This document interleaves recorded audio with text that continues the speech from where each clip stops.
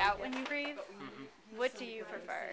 Yeah, oh yeah, it's called Out. belly breathing, diaphragm breathing. Okay. You really should distend the stomach. I mean, that opens up the whole lungs if you don't distend the stomach. I mean, it's very clear. Just inhale, sucking your stomach in, and see how long it takes you to fill up your lungs. And then do it with a distended stomach, and you can fill up your lungs like 2 more seconds. So you, obviously you're getting a lot more air in there. If you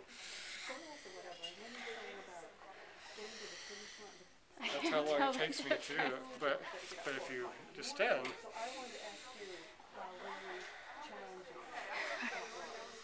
it takes me another second, at least a second and a half, that I can fill my lungs. So yeah, it's distend the stomach when you inhale, and you can exhale. And the focus should be on exhaling. I mean, once you exhale and your lungs are a vacuum, the air is going to come back in. You don't have to really think about sucking air in. You just have to worry about clearing it. Okay, so that the air can come back in. But yeah, if you ever get caught short of breath in a race, people gasping for air, people keep gasping because they think, I don't know what they think, they're just trying to, maybe if I keep doing it, my muscles will overcome whatever.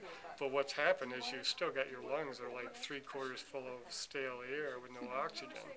So the thing you got to do is exhale firmly a couple times, clear those lungs, and your breathing comes right back under control just like that. So you don't have to slow down even to stop gasping for air. All you got to do is blow all the air out of your lungs, and the cycle starts over.